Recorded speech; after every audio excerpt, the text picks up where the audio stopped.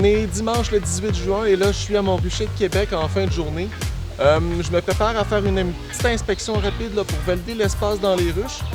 Il a plu pas mal toute la semaine, toute la fin de semaine, donc il n'y a pas eu vraiment d'activité à l'extérieur des ruches. Par contre, cette semaine, il annonce des belles chaleurs, des beaux 30 degrés toute la semaine. Et je m'attends à ce que s'il y a vraiment des manques d'espace à l'intérieur des ruches, les essaims se produisent cette semaine, s'il y en a à avoir. Donc là, je viens vraiment valider l'espace qui est disponible, si elles ont monté dans les hausses à miel. Puis au besoin, je vais faire des divisions, je vais rajouter des étages pour être certain que cette semaine, je perde aucune des abeilles de mes colonies. Alors, on va aller voir dans le nucléi de quoi ça a l'air. Est-ce que l'espace commencerait à manquer? Alors, on a des abeilles dans la hausse à miel. On en avait la dernière fois également. On va aller voir le taux d'occupation de tout ça.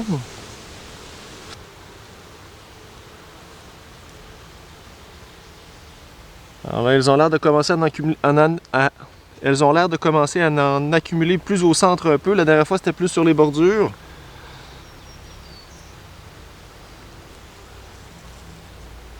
C'est encore correct.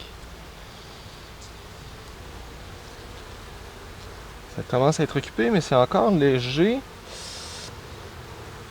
C'est dur à dire. Un petit peu là. Il y en a un petit peu partout. Ça progresse assez bien. Je vais aller voir la ruche en dessous s'il y a des signes d'essaimage. S'il n'y a pas de signes d'essaimage, je vais probablement rajouter une hausse à miel en sandwich. Donc la partie va être vide entre les deux étages qui en contiennent déjà et la hausse à couvain. Donc les abeilles vont circuler là. Donc je vais aller juste jeter un petit coup d'œil en dessous. Puis probablement que ça va se terminer de même.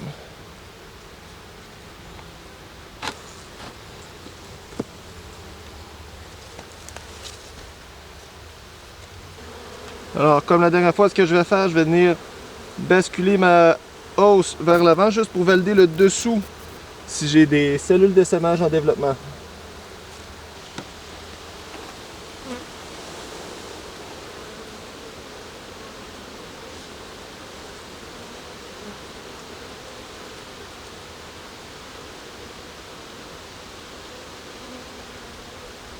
Alors là, j'en ai vraiment partout, mais ça a quand même l'air vide. Ouais. Ça a l'air d'être vide. Ici, c'est vide aussi. Là, ça a l'air inoccupé quand même. Dans le haut ici, j'en ai un petit peu plus. Je peux peut-être me laisser une semaine de plus là, avant que ça commence à dégénérer. Ici de ce côté-là, ça a l'air d'être plus tranquille un peu. J'ai des alvéoles de mâle en dessous, mais sinon, le reste a l'air correct.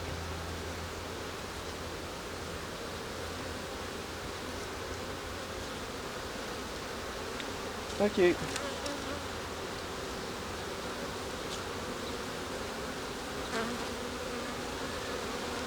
Good. Tant mieux. Pour moi, ça c'est positif dans mes affaires. Dans cette hausse à miel-là, je vais essayer quelque chose que je fais d'habitude avec les hausses à couvain lorsque je les alterne.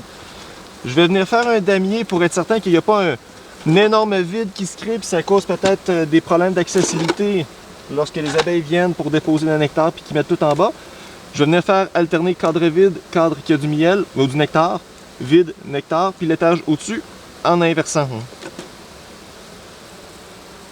Donc en faisant ça, à mon avis, je devrais aider à l'occupation puis à l'application de cire sur les nouveaux cadres par les abeilles nouvellement nées, qui sont les grandes productrices de cire dans la ruche.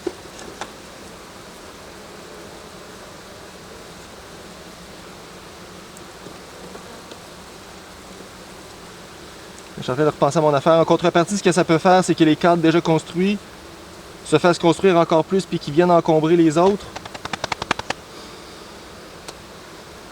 Non, je vais laisser la boîte vide en sandwich finalement. Parce qu'un cadre qui est trop construit par rapport aux autres, ça entraîne son lot de problèmes également. Donc je préfère peut-être pas faire face à ça pour l'instant. Je vais préférer avoir une face qui est complètement, un étage qui est complètement vide, qui peut faire office de barrière versus cette situation-là. Je vais insérer la deuxième hausse à miel.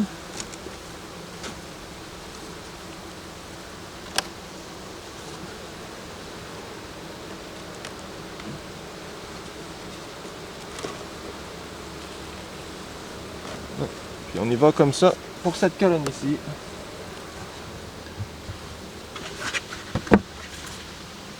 Alors on y va avec la seconde colonie.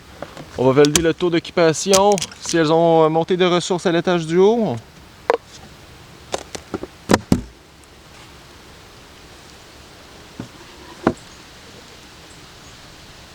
Alors oui, ça a été efficace. J'ai un petit peu de nectar dans certaines de ces alvéoles-là.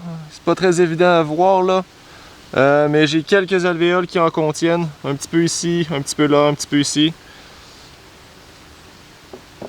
Alors moi j'avais monté un cadre qui contenait des ressources de la ruche voisine.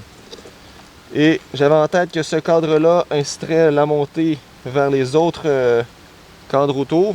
Donc c'est ça, ici j'avais le cadre de la ruche voisine qui est pratiquement plein. Une petite portion qui est operculée même dans le haut.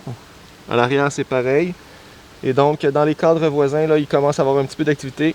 Les abeilles y montent pour en appliquer.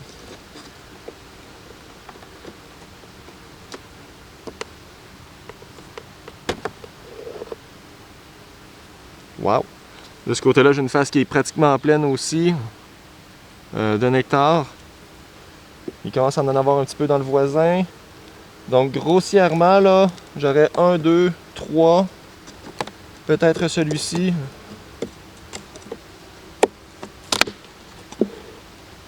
Ouais, 4 cadres qui commencent à avoir un petit peu de nectar. Mais là, considérant la semaine qui s'en vient, je vais peut-être leur donner un étage de plus tout de suite à cette colonie-là également. Je vais aller voir en dessous si j'ai pas des signes d'essaimage en même temps. Puis en fait, cette colonie-là, je vais peut-être la mettre au-dessus parce que celle-là, il est pratiquement pas occupée.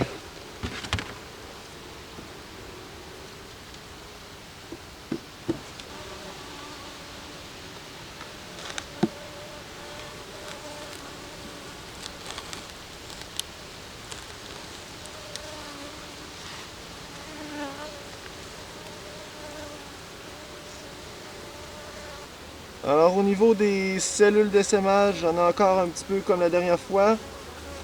Mais là, encore une fois, quand j'observe à l'intérieur, elles ont l'air vides, il n'y a pas d'œufs. Il y en a quand même pas mal quand même. C'est impressionnant la quantité que je peux voir. Mais tout ça m'apparaît être vide.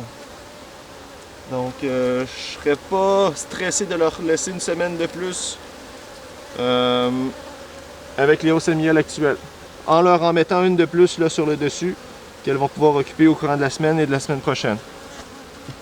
J'irai même pas voir l'étage d'en dessous parce que de ce que je voyais ici en haut, ça devrait y ressembler pas mal.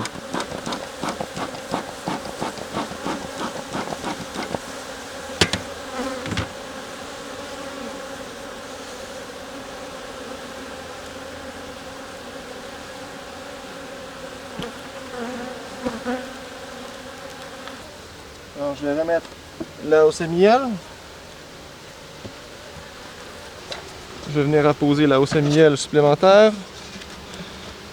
Puis celle-ci à l'intérieur, ce ne sont que des cadres vides, donc des cadres qui ont une fondation de plastique qui a été recouverte d'une légère couche de cire et sur laquelle les abeilles vont venir construire elles-mêmes leurs alvéoles pour pouvoir stocker le nectar.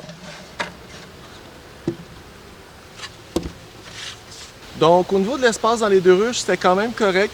Je ne sais pas pourquoi j'avais autant de stress par rapport à l'espace disponible, parce que quand je suis venu la semaine passée, c'était correct. Puis vu la semaine où il y a eu beaucoup de pluie, quand même un peu de froid, c'est sûr que les abeilles n'ont pas ramené des ressources pour occuper tout cet espace-là. Donc normalement, il y aurait peut-être eu assez d'espace pour faire traverser la semaine avec les températures qui s'en viennent. Mais Je crois que ça fera pas de mal pour la petite colonie d'avoir une hausse de plus qu'elle va pouvoir construire, donc dépenser du nectar qui rentre dans la ruche pour faire la cire, puis ensuite y accumuler des ressources.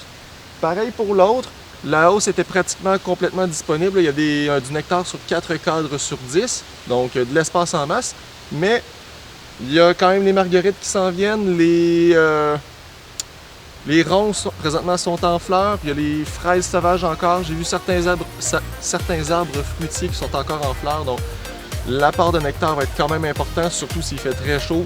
Les colonies vont devenir extrêmement actives, puis je ne veux pas me faire prendre les culottes baissées avec des essaimages là, à répétition. Donc, j'essaie d'être bien en contrôle et de garder mes abeilles cette année.